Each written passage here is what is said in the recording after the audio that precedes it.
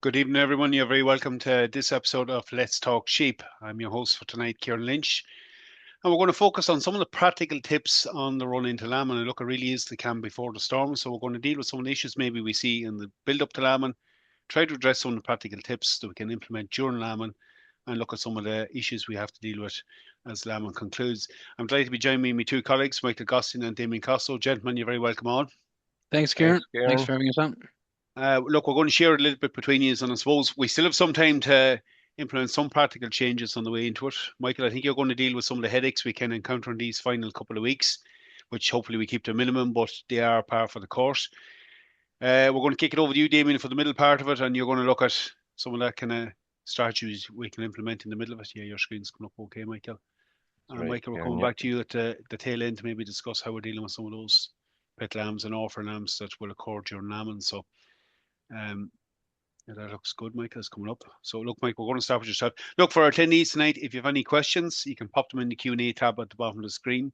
We'll take some of them as we go through it, and we'll do a wrap-up session at the end. So, hopefully, we'll get around to most of them.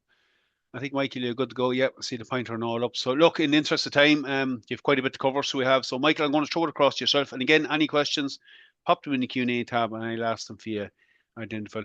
Mike, we'll join you in a few minutes. I'll throw it over to yourself. Okay, thanks, Kieran. Just see is my screen moving on. Oh, are you seeing that moving on there, Kieran? Yeah, you're good to go, Michael. That's perfect.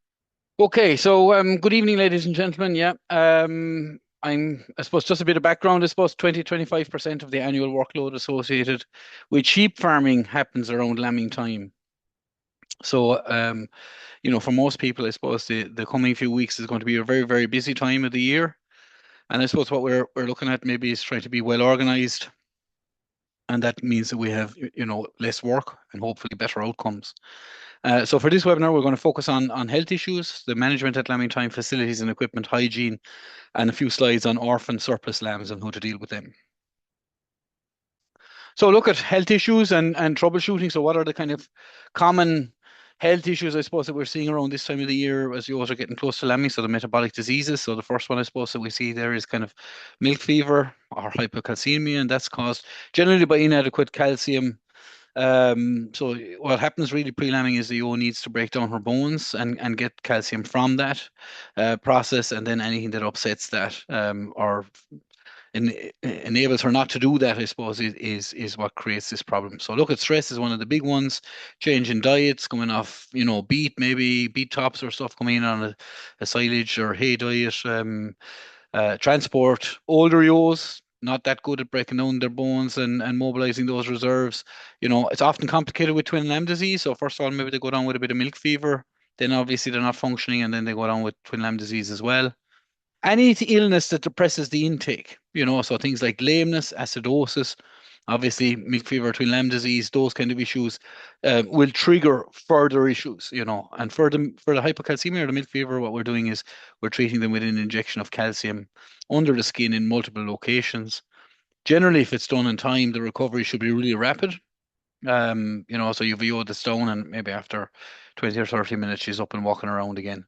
It's important maybe to identify those particular ewes because they may reoffend again next year. So in order to kind of reduce the risk of maybe that happening again next year, get rid of them.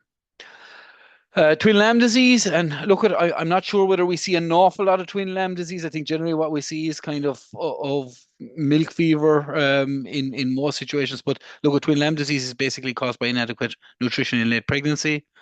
It's generally inadequate feed, glucose in the blood, stress, lack of water, any of those kind of things. Illnesses, again, the same as with the previous slide. Anything that depresses intake, acidosis, lameness, milk fever.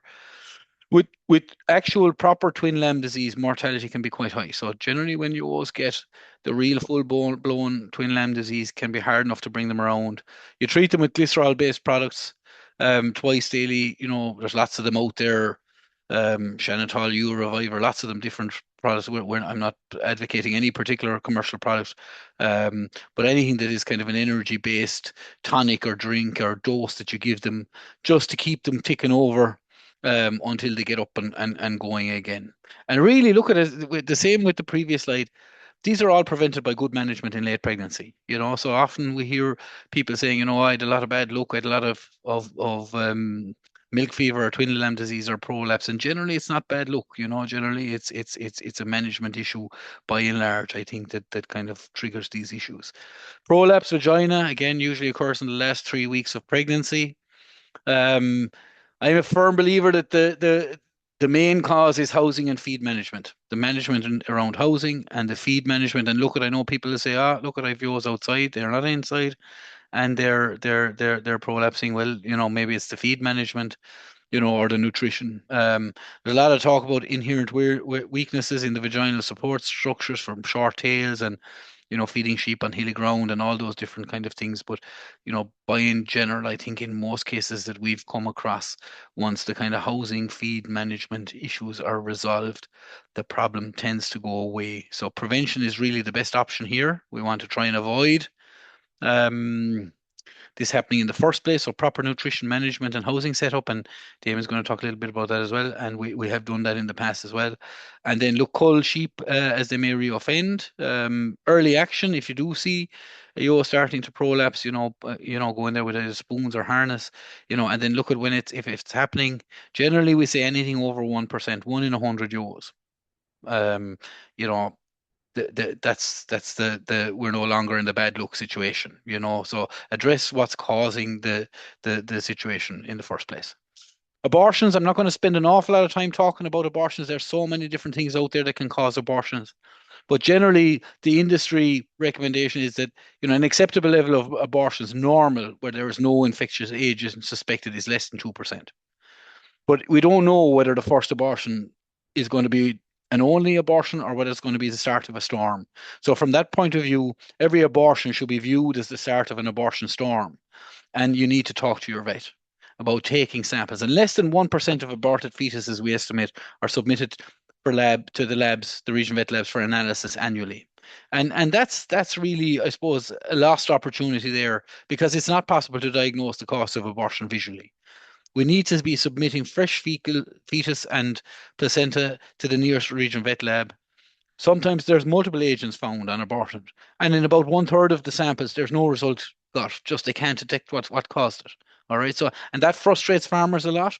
And I know it's a very busy time, and you have to sit into the car and drive to the RVL. But really, I suppose that the benefit is that if you get on top of it, find out what it is, you can very, very quickly, sometimes um, take steps to reduce the severity of it, and sometimes you'd be planning ahead for next year to find yourself not in the same situation again, I suppose. Really, really important, I've underlined it here and in bold, is personal safety. A lot of these agents are zoonotic. That means the humans can get them.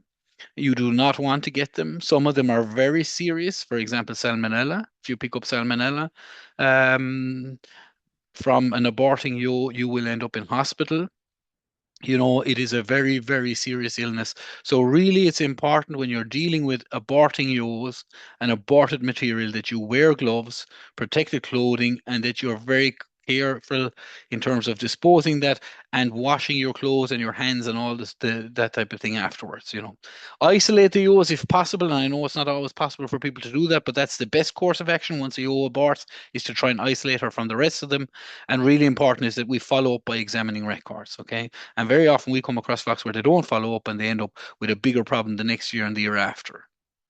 So I suppose that brings me on to what are the causes of lamb mortality. And this is some work done here by Dwayne Shields, who was doing his PhD in Athenry, and this was in the Athenry flock over 2 years.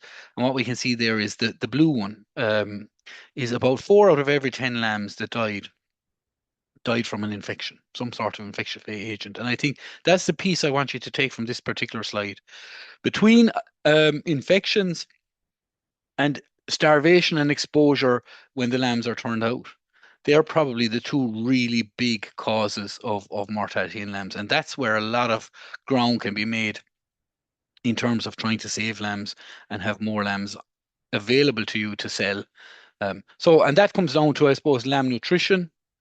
And by lamb nutrition, what I'm talking about is the first piece of food that particular lamb is going to get, and that's the colostrum or the bee stings. Really important is that we're getting that in really early and in sufficient quantities and that it's good quality. So 5% of the body weight in the first feed, 20% of the body weight in the first 24 hours. Right. So for what that means is for a 5 kg lamb, which is your typical reasonably well grown twin born lowland lamb, would be about 5 kilograms. Right. What we're looking at there is 250 mils in the first feed. And if you were stomach tubing that particular lamb, that would be 460 ml syringes. All right. So a lot of farmers will tell us they give 1 or 2 syringes, not enough. You're shutting down the system. If that lamb goes away and lies down for a couple of hours, you have compromised the immunity of that particular lamb. So make sure that when we're feeding the lamb, that the first feed is a big feed. Get all those good quality nutrients and antibodies into the system before the lining of the gut wall closes so that those antibodies can get across into the bloodstream and give that lamb a really good immune system for the next couple of weeks to fight off any kind of bugs and diseases that come its way. But I prefer bottle feeder to syringes if we are stomach tubing, and you can buy them in your local co-op shop. They generally hold about 250 mils, so it's a single full bottle for your 5 kilo lamb. And look at important really, I suppose, as well, is that every lamb must get some yowes colostrum in the first feed. And this is, I suppose, for when we end up having yowes that maybe haven't as much milk as we'd like. You know, they have 3 lambs or 2 lambs and they've only a small sup of milk. And you know, try to milk colostrum from some other yowes in the flock. That's preferable, I suppose, to anything else and make up the balance. But if we're not and we're using colostrum substitutes or cow's colostrum or that type of thing, then we need to make sure that there's at least some yow's colostrum in every lamb's first feed. And the reason for that is that we want to get those antibodies across. The yos will have produced antibodies for the bugs that they have come in contact with, and also for the any vaccines that you've given them pre-lambing. So we need to make sure that those get into the lambs. The colostrum substitutes, you know, while they're useful and you know, they'll certainly provide nutrients. They're probably not great from a passive immunity point of view insofar as that generally a lot of that colostrum will be either whey-based or bovine colostrum based, but it certainly won't be from, you know, if you're vaccinating your yours for Hepatitis P, probably it, in all probability won't be coming from cows that have been vaccinated with Hepatitis P to get those antibodies into the colostrum for your lambs. Next point, I suppose, then is hypothermic lambs, and hypothermic lambs are lambs that basically are suffering from, by and large, starvation or exposure. So these are lambs where the body temperature is dropping. By and large, they will have empty stomachs. You know, exposed lambs. You know, poor milky yo. You'll get mastitis outside, a bad night comes. We saw a lot of this in the spring of 2023 and 2024. We didn't see much of it last year because last year was a very mild spring and it was really great weather at around lambing time. So there's a big flow chart here to kind of tell you what actions you take, but really, I suppose, to simplify it, okay, for a lamb that's less than 6 hours of age, when you find it hypothermic. So this is a lamb that's lethargic, can't stand, can't lift his head. Less than 6 hours of age, all it needs is heat, right? Because it still has body reserves. It should still have body reserves to keep it going, right? An older lamb, so a lamb that's over 6 hours of age. So this could be a lamb that's 2 or 3 days old outside in the field on after a bad night, or it could be, you know, that small little triplet or quad, you know, that's 24 hours old, and we thought it was getting a good bit of a suck from the mother, and it didn't, and we arrive in the morning, lamb is flat out on the ground, can't lift its head, can't stand, you know, and is on the way out. And really, what we need to do with these particular lambs, the older ones now that are older than 6 hours of age, is get an available source of energy in them to keep them alive long enough that we can get the body temperature up. All right. So the problem with these lambs is they're dying. They're dying because they don't have the energy to maintain their body temperature. And if we heat them, they generally go into a fit because they don't have enough of energy to stay alive. If we put milk into their stomachs with a stomach tube, they have to digest that milk before they can break it down into energy. But their digestive system is also shutting down, so they're not going to be able to do that. So we need to stop ourselves from stomach tubing them, and we need to give them a glucose injection into the belly. And what that's doing basically is it's giving the lamb an available source of energy to keep it alive long enough for us to be able to get the body temperature up. And once the body temperature is up, then we can feed that particular lamb. Okay, so these are our hypothermic lambs. That's what we need to do. So it's an intraperitoneal injection and then put it into a warming box. And then once the lamb stands up, we feed it or tube it with some milk and off it goes, hopefully. We find out why the cause was of that. Did the mother not have milk? Mismothering was a bad night or whatever, and hopefully get that lamb going. Hopefully it won't reoccur. So how do we do it? It's basically we're injecting with a 1-inch needle. So there's the 1-inch needle all the way to the hub, an inch out from the navel and an inch down from the navel. Hold the lamb by the front legs. Back legs are down here. Front legs are up here, and we stick the needle in 1 inch the whole way at a 45-degree angle, aiming towards the base of the tail. We'll have got our glucose solution ready. So what we want is about 10 mils per kg of a 20% glucose solution or suitable alternative. So in a nutshell, what that means, it's about 50 mils for each lamb. Okay, so it takes a bit of planning here. We need to have the glucose on the farm. We need to have a large syringe for injecting, not a stomach tube syringe, no, a syringe that will take a hypothermic needle on it. And then basically it's 80 mils of solution and 20 grams of glucose. So look at, if you're not sure what that is, it's roughly about half a mug of boiled water. So the boiled water will sterilize it. You've put in 4 heaped teaspoonfuls of glucose powder. Glucose powder is very cheap, probably about a $5 for a kg of it. I bought 3 kilos of it today for a demonstration we're doing on Friday. Cost €11 inside in the co-op shop. Okay, so this is small money we're talking about here.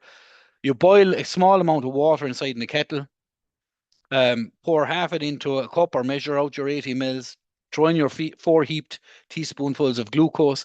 That'll dissolve almost instantaneously. And then you withdraw your 50 mils into your large syringe, allow it to cool down to body temperature, and then you inject it into that lamb's belly like that. Stick in your needle at a 45-degree angle, an inch out from the navel, an inch down. Pull back on the plunger a small bit, just make sure that you're not in the kidney or the bladder. That'd be either urine or blood. If that happened, you discard the solution and start again. It's unlikely that that's going to happen. Most people who do this will never have come across that, but it's just something that you need to check. When you pull back on the plunger of your syringe, nothing will come into it. You then basically inject that solution into the belly, put your lamb into a warming box or however you warm up your lambs.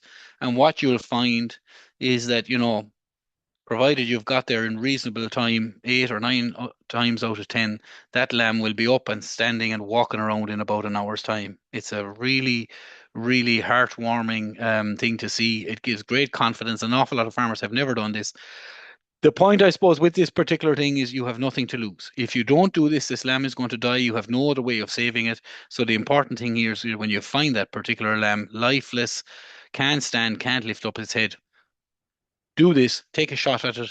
It will work. And once you do it once, you'll never look back.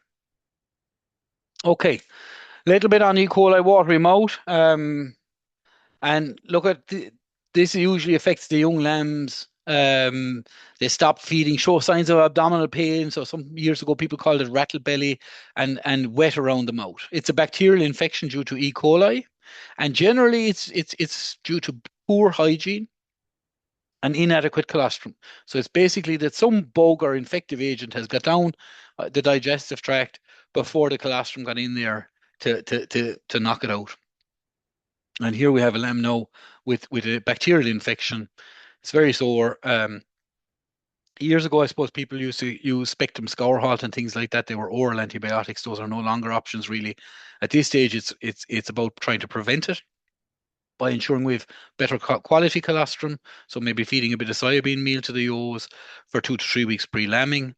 And then making sure that the lambs get enough colostrum early in life, and look at, if we do have a case of it, then it's antibiotics that you need, and that's a discussion that you need to have with your vet. Navel and joint heel. So affected lambs have sore navels, more commonly noticed in the joints. Lambs with joint heel will be very lame, lacking thrive. When it's a problem, it can be a huge problem on farms. So early and repeated treatment with suitable antibiotics, and those are very farm specific. And again, these are discussions you need to have with your vet, and including pain relief, anti-inflammatories, may be required. And again, those are conversations you need to have with the vet. But again, look at this is down to hygiene.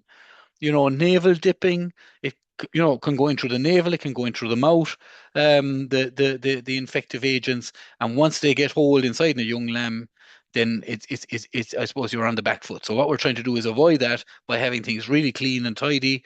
Damien's going to talk about that and making sure that we have good colostrum going in there early. Your colostrum is really the superfood here that's going to solve a lot of these problems. For what we do see in flocks where we have severe problems is that despite their best efforts, you'll have a few screwy lambs that possibly may have to be put down. So look at in terms of prevention, hygiene around lambing time and in early life, limit the handling of wet lambs. Just freshly born lambs, and especially if you are carrying lambs to the lambing pen, hold them out from your clothes, so mouth and navel facing away from you. Have your own clothes clean, and we're very good at having clean clothes, but not just your inner clothes, but your leggings, your jackets, and things like that need to be cleaned regularly because they're going to be full of gunk and goo and dirt and bacteria. And then look at, I suppose, the good colostrum management in early life, and I've mentioned that a number of times at this stage. So I suppose that brings me to kind of a chart, I suppose, of where we're at in terms of trying to improve lamb survival on the farm. And really, it's about identifying issues up here, so looking at your records, vet labs, sending stuff off to the labs, following up on sampling if you're not getting results on it. Longer term actions is around feed planning, body condition scoring, looking at your housing, have you enough trough space, have you enough housing, vaccination if there are issues there that are cropping up year after year. The shorter term actions, hygiene, better nutrition, I suppose. If we're seeing that ewes are lambing down with poor milk, maybe going in with a bit of extra soybean meal, just to boost up the milk supply and the colostrum quantity. Prophylactic treatment in conjunction with your vet if you do run into a problem, and you're finding that you're getting a lot of, despite your best efforts in terms of hygiene and nutrition and all this, that you're still getting a lot of cases of things like maybe watery mouth or joint ill. Talk to the vet about that.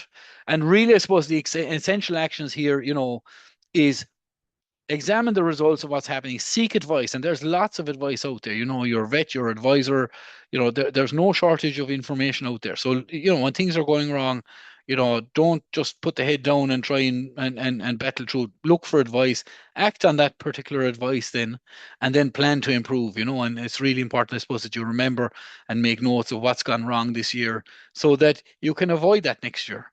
And that every lamb saved is going to be money in your pocket. So at this stage, I'm going to hand over again. I'd say, Yep. Ciaran, I'm going to stop No, talking well, and I'll let you stop for a sharing bit anyway. anyway. So I Yeah, might stop keep you, sharing maybe. might keep you waiting. Yeah, I might have to talk for David, I another might bit. just get you to come on.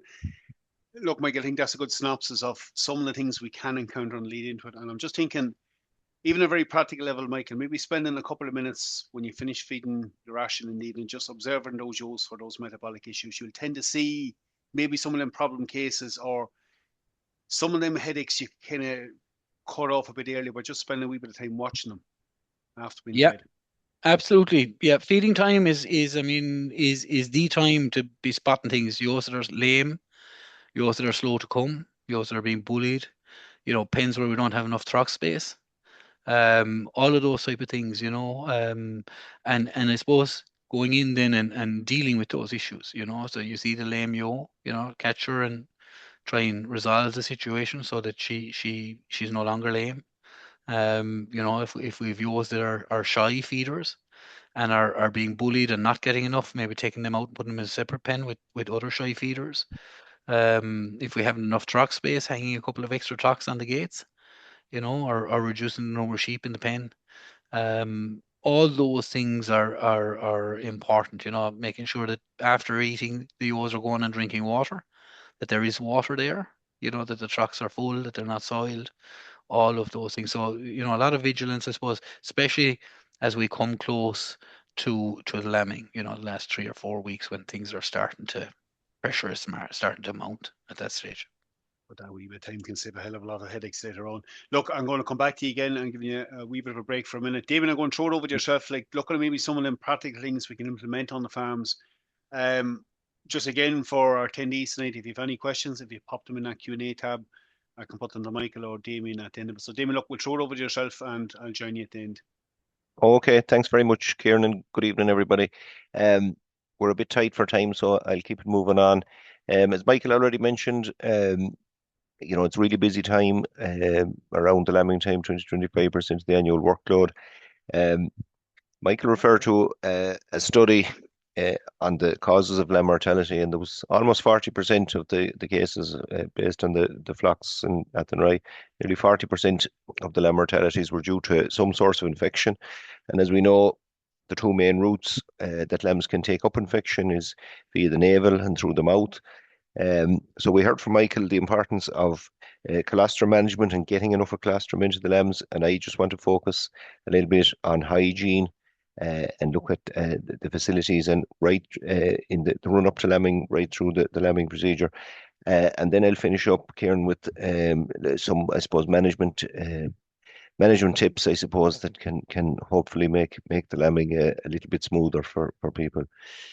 I suppose if we look at the people that are lambing indoors, I suppose the big target should be having yours lambing down into a reasonably clean and as an environment is as dry as possible, whether it be straw bedding or slats. So again, a couple of things to keep in mind: keeping the straw bedding topped up, and this is not just during the lambing time. In order to keep yours, udders, and the wool and the surrounding areas under the eau, keeping the straw bedding reasonably clean and dry right throughout the housing period, and particularly in the run up to lambing. Removing afterbirths. This is most cases where the ewes will lamb down. If there's afterbirths there, again, they're a source of a lot of fluids. Dusting these areas, there are particular areas in each pen that ewes are fond of lambing down in. Dusting these areas with lime, maybe dusting areas around drinkers and that.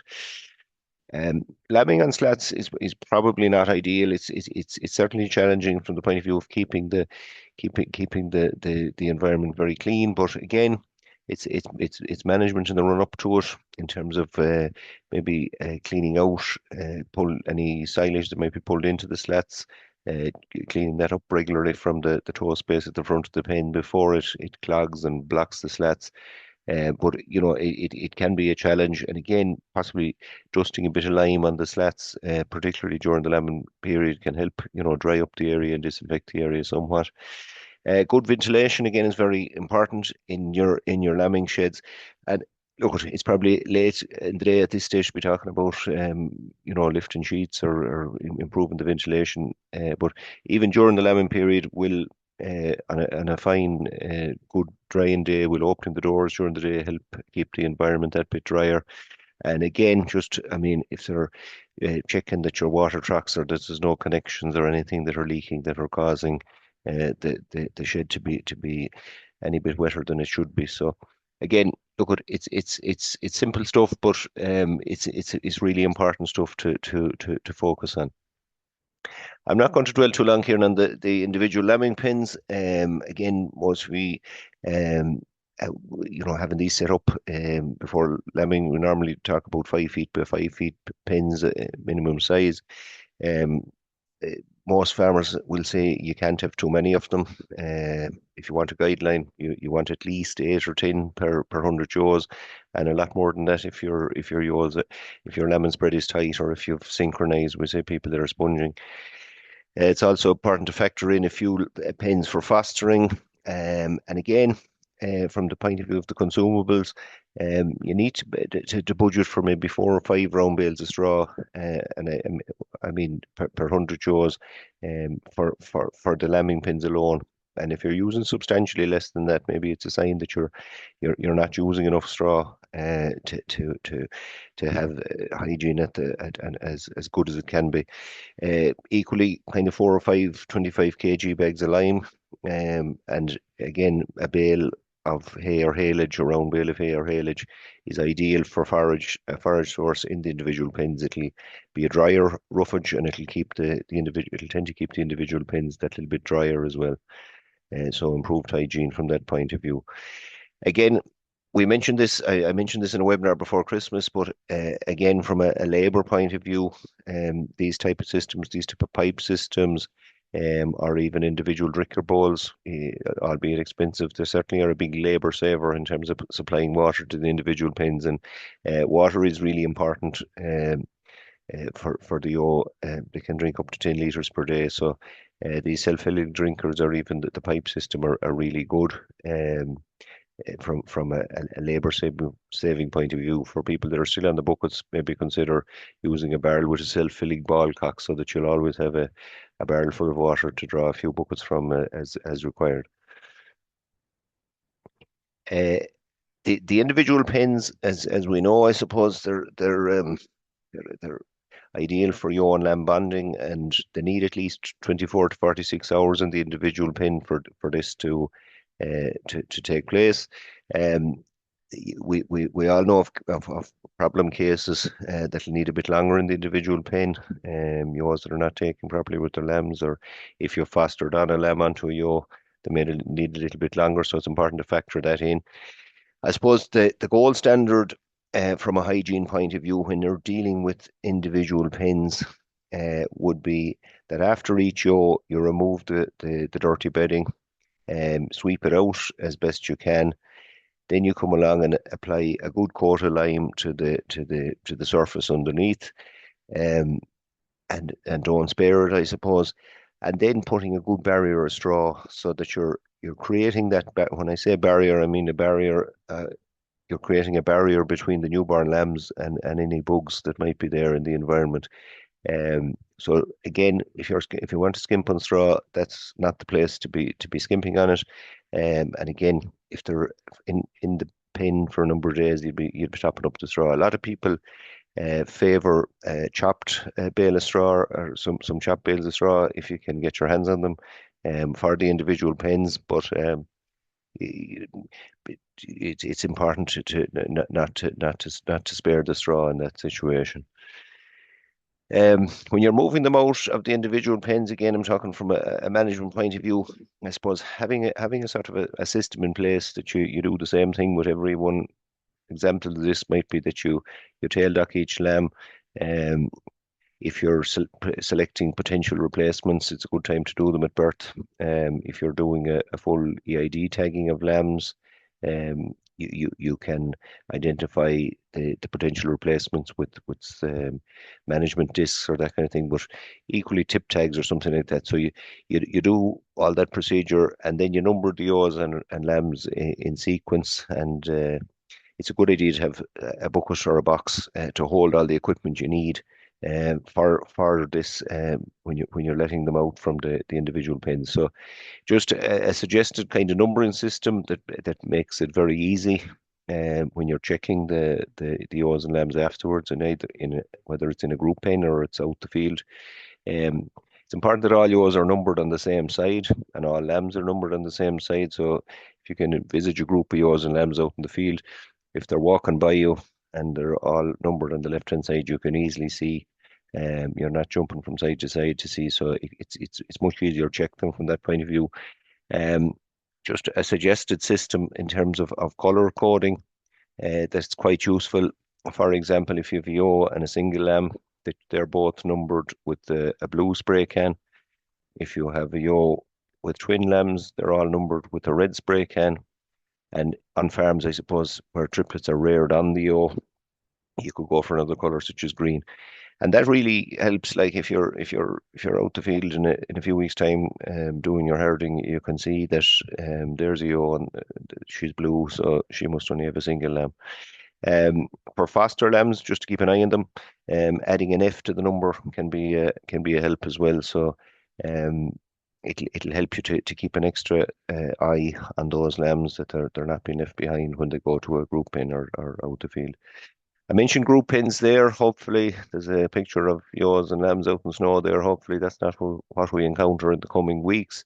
In bad weather, group pens if they're available, so that you can free up some individual pens, and they're really useful. Sometimes it's easier to achieve this as lambing goes on. When some ewes and lambs have already been turned out, there's a little bit of space freeing up inside in the sheds. But if you have ideally, if you have 2 or 3 group pens per 100 ewes, it's a big help, and particularly in poor weather conditions. It also gets the lambs used to finding their mothers among other sheep, rather than going straight from an individual pen out to the field. Now, again, weather permitting and facilities permitting and everything, if weather is okay, there's no big issue with turning them out to the field after a couple of days as well. But these group pens are really useful. We're not talking about big groups, trying limited to maybe 6 or 8 ewes and their lambs to per pen. And it's also, obviously, they need access to forage, hair silage, and clean water, and a few ground level meal feeding crocks as well are what's needed to kit them out. Just, I suppose, in terms of the hygiene around newborn lambs, from the shepherd's own point of view, it's advisable to keep their outer workwear reasonably clean. That they're cleaned and changed fairly regularly. I suppose handling of newborn lambs should be kept to a minimum, but there's a certain amount that has to be done in terms of moving them to their individual pens or that. Good practice to wear clean gloves when you're handling lambs, and carrying them correctly, that they're suspended by their front legs and have the navel facing away from your clothes, so their back is nearest to your leg when you're carrying them. Again, trying to minimize the risk of picking up any bugs even from your clothes or from the environment. Again, Michael mentioned the importance of navel disinfection, as it is a big route of infection. I'd be a big fan of dipping the navels as soon as possible after birth, using something like a 10% iodine solution. You can just see here little shot glasses. You'll buy packets of them in the local discount store for a couple of euro, and they're really handy for navel dipping. And you can actually put your iodine solution into one of your shot glasses. You can actually collect the entire navel in the glass without touching it with your hands or anything like that, and you're just dipping you're totally submersing the navel in the solution. Again, important to repeat this process ideally after 4 to 6 hours. You could possibly use a spray can for the second application, but that you have a few of these available, and that you're giving a second application to make sure that the navel is fully disinfected and that it's starting to dry up at that stage. Again, obviously, where not every ewe will lamb on their own, where you need to intervene. Just a suggested procedure, I suppose, is that you potentially catch and restrain the ewe before you put on a glove. So we definitely recommended the use of arm length single use gloves, but have 2 or 3 of those in a clean pocket inside your outer clothes. Obviously, you're catching and restraining the ewe, so that you're not putting on a glove and getting dirty from catching the ewe or leaving your hand on the ground or that. So catch and restrain the ewe, take your glove from inside your pocket. And again, at the risk of, or to avoid, I suppose, introducing infection into the ewe, you should change gloves if you're taking out a couple of lambs from a ewe. You should change gloves before you move before you go back in to take out the second lamb or third lamb, whatever the case may be. When you've taken out the first lamb, you'll probably place her in front of the ewe's head. You may go back in to get the second lamb, but you'll surely have touched the ewe or touched the ground or something like that. So you certainly don't want to be introducing something that a day or 2 later you find the ewe's off her feed and she has an internal infection that you've introduced during the lambing process. So again, very quickly on this, the importance of disinfecting your lambing utensils. I'm talking about bottles, stomach tubes, any lambing aids or lamb pullers, jugs, mixing stuff. again, we've the very simple. A lot of you will have heard this before. The 3 bucket system, where you wash your equipment in the first bucket of water and washing up liquid. You rinse it off in the second bucket, which is just plain water, and in the third bucket you have a sterilizing fluid mixed with water. From once you've immersed your equipment in this solution for 15 minutes, it's sterilized, and the sterilizing fluid or the sterilizing solution will last for 24 hours. So the suggestion is that maybe last thing in the evening, or at least once a day, that you replace the contents of all 3 buckets, and that anytime you go to the bucket containing the sterilizing fluid, you know that you have a stomach tube or you have a lambing rubber that's sterile and ready for use. Just to finish off, then a couple of, I suppose, management aids, I suppose, in terms of things that can be a help. Problem yawes are a big issue, and we all know the story that you spend a very large amount of your time with a small number of yaws. That if you have yaws that have prolapsed, that have that have bottle teats, or any of these that take loads of time to get lambs going, or any other issues that culling, there's no better time to make the decision. These cull tags you can see here, it's no harm to have a little stock of them. Insert the cull tag. You've made the call. She's not going to be around next year.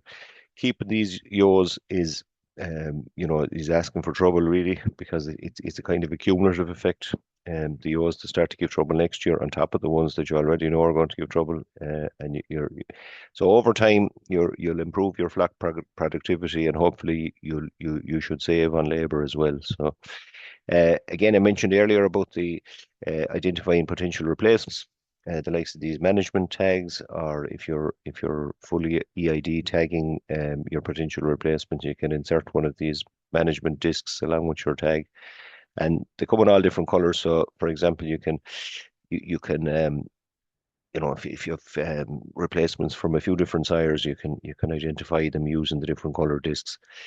I'm a big fan as well of the likes of the whiteboards or noteboards on each individual pen, and as somebody said to us before, they're very handy where you have other people helping you at lambing time, but they're also very handy for yourself, because if lambing is very busy, the chances are you've kind of forgotten what happened 5 minutes ago, much less earlier that day, particularly when you're tired. So some of the options here, this is taken from one of our better farmers a number of years ago, where there was a little piece of carry board where the information on this particular lambing, and if there were any issues, were noted, and the pen number and the yaw number and the details of the lambs and so on.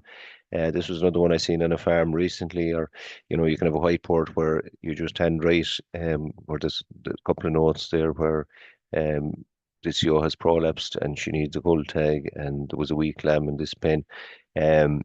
So, and this is just another example of it here. These little cheap and cheerful sort of supply boxes are useful, and they can be picked up in lots of the local discount stores or hardware stores, so that you can where everything is, and you can have them all together. A couple of spare lambing hurdles again, no harm, and even to take down two and throw them into a pen to temporarily corner off a yaw that's about to lamb. Again, other useful management aids, a workstation, and with a storage area for your stuff is really useful. Ideally, it should include a sink and a hot and cold water supply. It's and we mentioned this again earlier in an earlier webinar, that an under sink heater can be purchased for as little as €200. So that's something maybe not to be considered to consider for the future. So it's important as well to to stock up on all your essential supplies well in advance of the lambing time.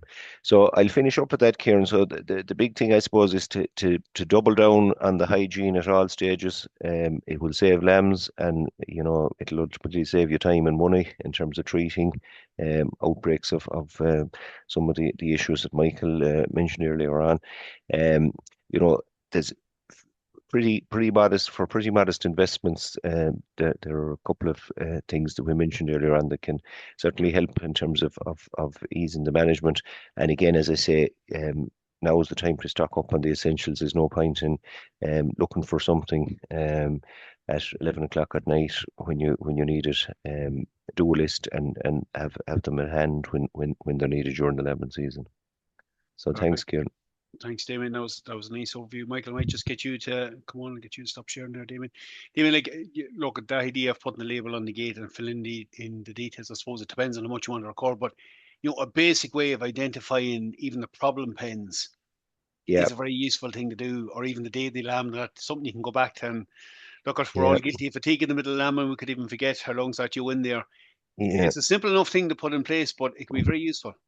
Very useful, and even as you say, even if you weren't doing any great level of recording, I've came across cases where people were putting a coloured cable tie on the gate or at the gate of the pen where there was an issue, or even tying a little bit of a red rag or something like that. Just to I suppose it was an alert and a reminder, I suppose, to keep an eye on this one, that there were maybe poor feeders at the start, or they needed to be tubed, or that there was a ewe that wasn't maybe showing great mothering ability. But something, as I say, anything that can flag and remind you, I suppose, as you're passing by the pen, that you'll give a second check to it, I suppose. Yeah, look, all good communication, especially if there's more than one in the lambing shed. Exactly, yeah. Look, I might come back to you on a few bits of that later on. Michael, I'm going to throw it across yourself. We've got these lambs on the ground at this stage, and as with every year, there will be a few surplus ones, a few unplanned surplus ones, and maybe a few deliberate ones. So you're going to take us through some of the different rearing regimes that we have available to us for them. And look, again, any Q&As, pop them in that tab at the bottom of the screen. I'll ask questions till then. Michael, I'll throw it over to yourself. Yeah, Ciaran, you might just send me there whether it's moving on for me as well. For some reason, yeah, okay, we're good. Yeah, is that moving for you? Yeah. Yeah, no, it's going perfect. I'll leave you to it. Perfect. So look at rearing surplus lambs. So look at, I suppose, generally, we hear a lot of noise about surplus lambs and pet lambs and ewes with triplets and ewes with quads, and I suppose, what are the options? Okay, and I suppose in the ideal world, every ewe would have two, have loads of milk, and go out with them and do a great job on them and bring back in 2 lambs at weaning time. That's not, I suppose, the way the real world works, and anyone that's looking to drive on in terms of litter size is going to end up with more 3s and some 4s as well, maybe. And look at, I suppose, everybody has to deal with surplus lambs. Even low litter size flocks will have a proportion of lambs that, for various different reasons, didn't make it out with the ewe. So what are the options? So look, this is, I suppose, one here: rear 3 lambs on the ewe. So manage a triplet rearing ewe as a separate group. So that's basically, if you've got ewes that are quite milky, and after lambing you leave the 3 lambs with them and they're doing a reasonable job, you then basically turn them out and supplement the ewes with half a kilo meal for the first 5 weeks, and supplement the lambs with about 0.3 of a kilo up to weaning.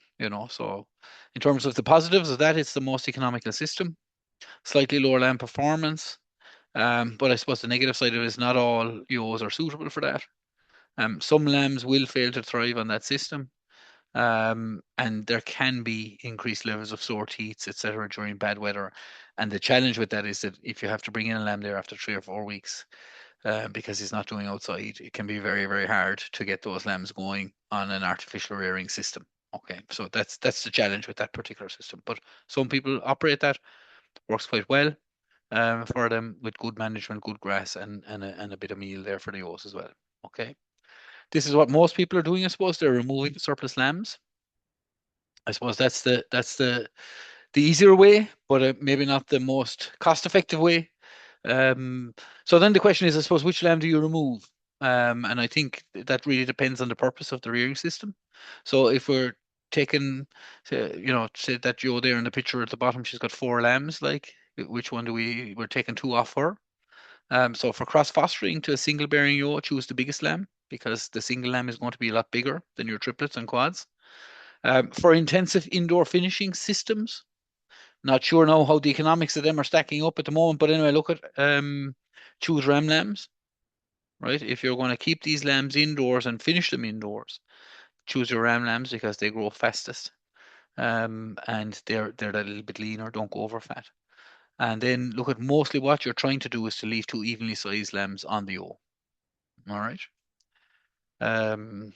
So that's the first thing, I suppose, which lamb to remove. All right. And some of them will select themselves. You'll have a lamb that's weak or sickly or, injured and can't keep up with the ewe, and you have to take that off, and the choice isn't there. But where you have a choice, where you have 3 or 4 healthy lambs and you're going to take 1 or 2 off the ewe, then that decision, you have to make that decision as to which one you're going to take off.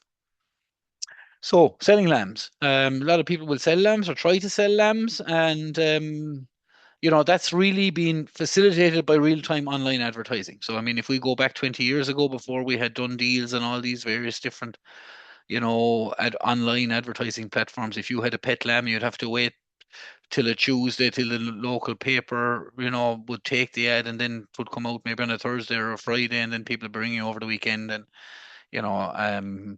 looking to sell your lambs. I suppose now you can pop an ad up on one of these online platforms, and basically, the ad is there 2 minutes later. People could be potentially ringing you for it. Okay, so look at, we've had people that did a good bit of this and we're happy with it. The market is very much dependent on the stage of the season, the geographic location.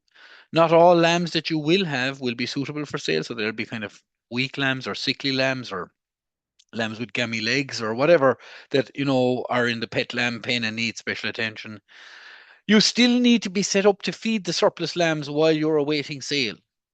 So I mean, even if with the best will in the world, you're not going to sell every surplus lamb the day it's born. So I mean, I've come across people that are feeding a lamb for 2 weeks or 3 weeks and then selling it, getting maybe 30 or 40 euros for, delighted with that, but they've put 20 euros worth of milk into it at that stage, and a lot of time, so maybe not as good a deal as they're thinking, And look at, legally, I suppose every sheep leaving the place has to be tagged and have a dispatch docket going with it, and that applies to every lamb as well from once it's born. Just look at that's done deal there. I just put that in there this morning when I was pulling together some of the things. There are 75 ads for pet lambs on Done Deal at this stage on the 11th of February. So look, there's a lot of people using this system. I'm not sure how well they're getting on with it, but certainly there's a lot of lambs up on Done Deal for sale, right? And look at that is an option for people. I suppose then, if we're not selling it, we're not leaving them out with the ewes, then we're talking about rearing these surplus lambs artificially. And really, I suppose there's three options there. There's the bottle multi-feeder, there's the ad libitum feeders, and there's the automated lamb feeders. And I'll go through them now, I suppose. So the first one is the bottle or the multi-feeder. So these are basically, as you can see here in the picture, you've got your 3 or 4 bottles there inside in a little holder. Or you have these little buckets with teats on them. And basically it's just a simple container with a nipple on it. Lamb sucks it. Very cheap to buy. You're probably talking about less than 20 euros for most of these systems, 25 euros anyway. Don't use an awful lot of milk, about 8 or 9 kilos of milk replacer per lamb. Very high labor demand. You have to feed these lambs 4 times a day, so you have to be there to do that. Make up the milk, feed them, wash out the equipment. You have lower levels of animal performance because they don't have ad libitum access to the milk, so they're obviously not doing as well. And you have increased risk of digestive upset. And what we see a lot of times with these lambs, when they hit kind of 4 or 5 weeks of age, you'll start getting bloat in some of those lambs and losing them. So it's a little bit challenging, I suppose, as they get older, certainly if you keep them on it for longer periods of time. All right. The next one is the ad libitum feeder. So this is where the lambs can basically drink as much as they want. So these are the simple ad lib feeders. They're a moderate cost, probably somewhere between kind of 250 or 300 euros up to 500 euros. Limited labor requirements, so you fill them morning, possibly morning and evening, depending on how many lambs you have on the system. You have less risk of digestive upsets. Good lamb growth rates, using about 11 to 12 kgs of milk replacer if you follow the the recommendations to the day. Now, look at in reality, most people aren't going to wean every lamb on exactly 35 days of age, like, you know. So I mean, it's probably 13 to 15 kilos is what we'd be seeing in most cases.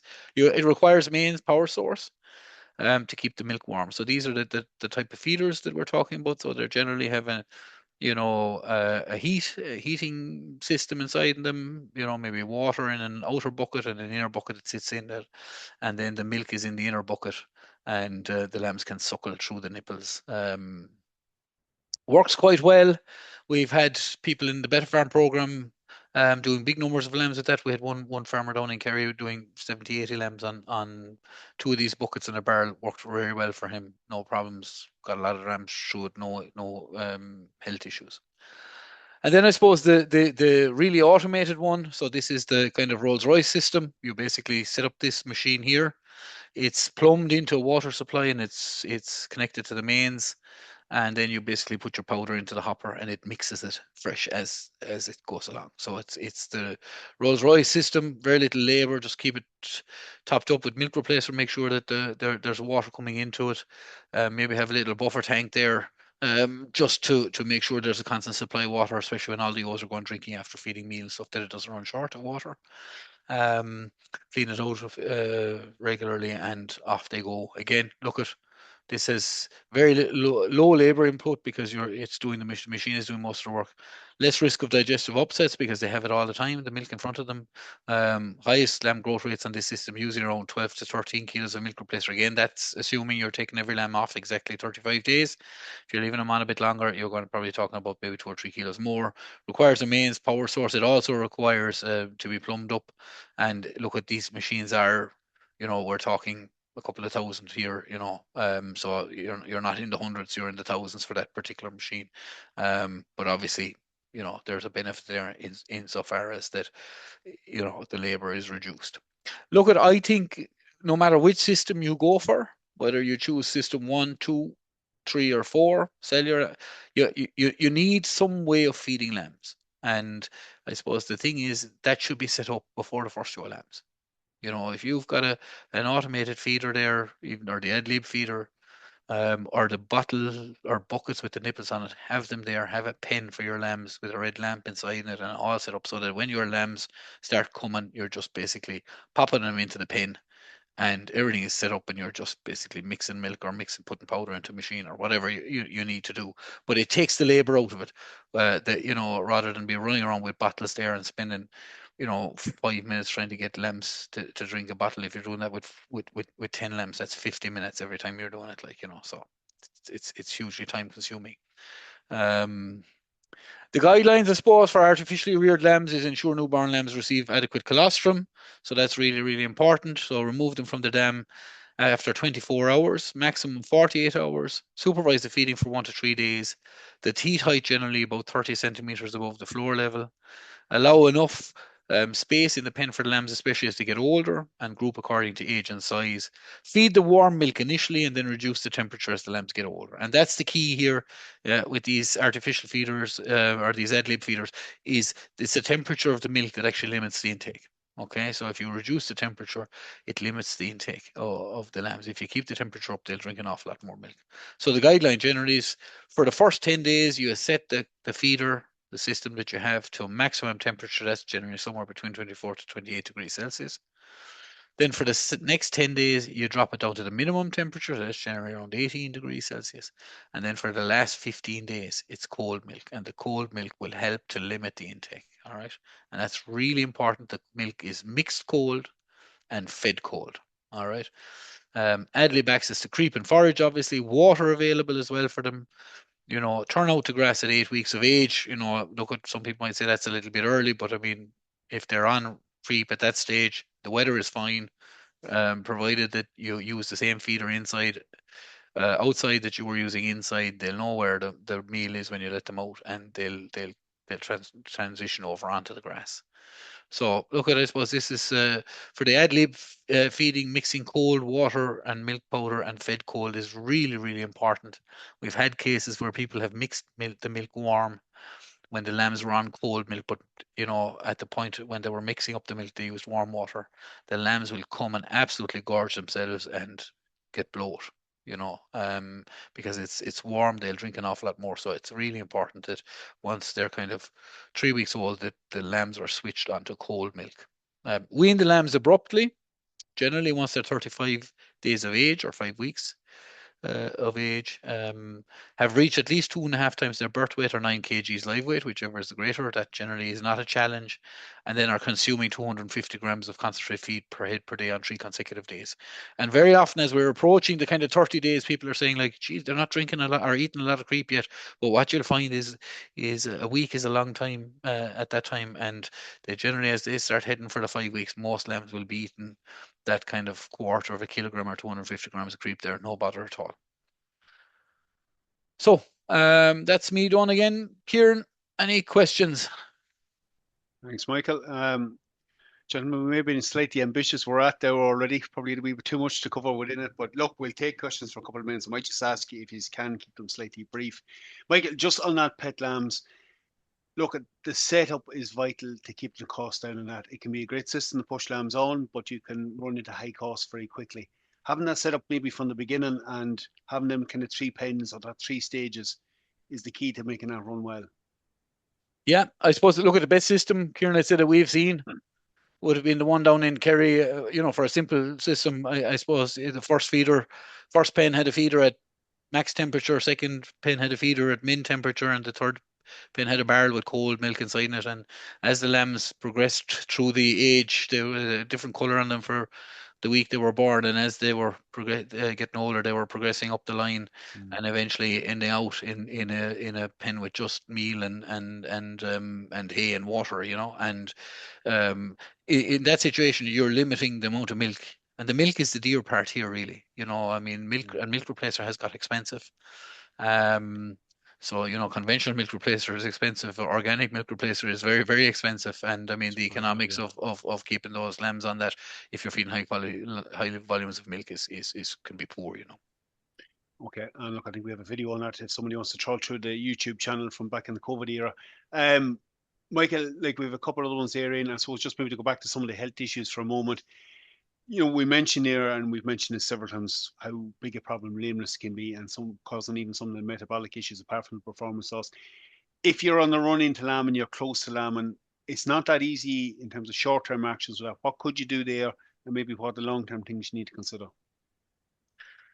Yeah, look, at geez, a bit like, wouldn't it be a great country if we could roof it? Like, you know, wouldn't it be great to farm sheep if they weren't lame? If we didn't have any lame sheep, and you know, Jake Delaney, one of our wild scholars there, has been doing his PhD and that, going around to farms. A lot of lameness on farms. You know, a lot of farms, 1 in 5 sheep, some form of lameness. Look at ideally, we try to house them healthy and not lame, but I suppose at this stage people are where they are. And that's kind of, I suppose, the message for next year. You know, if you're kind of 3 or 4 weeks out from housing, you really need to start getting on top of the lameness foot betting and pulling off the lame ones and treating them and retreating them and trying to get on top of it. Inside, then look at a straw bedding. You know, putting lime on it twice weekly before bedding. And I've seen the question in the Q&A there. This particular person that asked that question is doing that, so you know, I understand. The reality at this stage is, you know, if you're kind of 10 days or 2 weeks out from lambing, you know, you're not going to hunt them through a footbed at that stage, really, unless you have some, you know, real well set up batch footbed that you can get them into easily. And really, I suppose it's about having a conversation. First of all, identifying what the cause is. So that's the big thing that came out of Jake's study is, you know, so that doesn't necessarily mean we have to turn the sheep, but we certainly have to lift the foot to see what's there. And then, depending on what the cause is putting in a treatment into it. And really, ideally, it would be to try and get on top of that with a discussion with your vet before the lambs, because we don't really want a lame limping around the lambing pen, possibly lying down on her lambs then because she's sore, or spreading a lot of bugs and bacteria on the straw that can infect the navels of your lambs and things like that. So in an ideal world, I suppose, and I know we don't live in an ideal world, we try to avoid that as much as possible. Where you find yourself in that situation, it's a conversation with your vet, having identified what the cause is and getting some sort of a treatment, you know. And at this stage, assuming it's either a foot rot or a cod, we're probably talking about an antibiotic injection. And look, that's a discussion that people need to have with their vet. Okay. I'll come back in a moment with just one more question, Mike. Damian, just to bring you back in for a moment. Like, look, you mentioned a lot about hygiene there and the importance of that for the shepherd. I suppose we have to be conscious there are others coming on the farm, so biosecurity, this to me is important, but also maybe just for students that are working on the farm, like the risk of them maybe bringing something in or bringing it home with them. What steps could you take there? Yeah, it's a very good point. I suppose from a student's point of view, or any help indeed that's coming in from another farm, I suppose it's good practice maybe to leave the outerwear or whatever on the farm, and not to be taking it over and back. And again, as I said earlier on, the importance of keeping that reasonably clean, washing it and keeping it disinfected. But and I suppose equally, for the people that are living on the farm, maybe leaving that outerwear outside of the house, like, because some of the abortive agents and things like that that Michael mentioned earlier on are zoonotic, and that, you know, the last thing you need to be doing is running the risk of infecting any of the family with anything like that, you know. No, I think that's a very important point, look, well made, because we can often overlook that and run in a hurry. Mike, I just want to come back to you on the colostrum one for a moment, and maybe just to break it down very simply in terms of, okay, the alternatives, if we're a little bit short of milk, if we needed 500 mils, for instance, and we only can get 200, maybe if you could just rank the alternatives there, what do you go for first? And just to reiterate maybe the importance of each lamb getting some of that 200 mils in that example. Yeah, so look at, I suppose, we end up with needing 500 mils. We have 200 mils when we milk the ewe. So what's the best course of action? Okay, if we have another ewe, if we've stored some, you had a couple of ewes with singles that had a lot of bee stings, a lot of colostrum, and you've stripped some off and stored it either in a fridge or a freezer. Thaw it out, not in the microwave, thaw it out nice and gently so that it you don't denature the protein. That's the best, you know. Next after that, then look at the jury is out. Cow's colostrum. If you're using cow's colostrum, you have to increase the volume. So instead of 50 mils per kg, we're talking about 70 mils. Mix the colostrum from 2 or more cows, and obviously, unless the cows are vaccinated with the same vaccine that you're vaccinating your ewes with, they're not going to get that level of passive immunity. And then look at the artificial ones. I mean, a lot of people like them. They're really handy. You know, you have it in a tub, you mix it with water, cheap and cheerful, quick, you know, pop it into the lamb. You know, we don't have a way of measuring what type of antibodies are in it or how much. I know they looked at IgG levels, and it varied from kind of 0 to 5, with a ewe being 10, you know. So some are better than others. Some are made from bovine colostrum, so you'd assume that they're probably a little bit better, but they're bovine colostrum antibodies, I suppose, as opposed to sheep ones. And some are made from whey, and I suppose the level of antibodies that might be in those would be less. So they probably all do a really good job in terms of nutrition, keeping the lamb alive and feeding it and all that type of stuff. But in terms of developing an immune system, are probably limited. Yeah. But again, like, it should be all used in conjunction with ewes' own milk or freshly lambed ewe to top it up, as opposed to going solely on its own. Yeah. Okay. Look, I'm conscious we are going over time. There's one question in there I can answer. This recording, or this webinar tonight, will be recorded and available on Teagasc Sheep YouTube channel, so that should be in the coming days. Gentlemen, we're going to have to wrap it up at this point. And look, I'd like to thank you both for coming on. I suppose wish everybody good lambing. Let's hope the weather improves between now and when you kick off with it. Certainly we could do with it. We're going to leave you to it for lambing. We're going to join again with the next Let's Talk Sheep webinar in April, and our focus at that stage would be on grassland management, and hopefully things will be improving at that point. So we'll leave everybody to it. Gentlemen, thank you very much for coming on, and thanks to all our attendees. And good night. Thanks. Good night. Yeah. Thanks, Ciaran. Good night, everyone.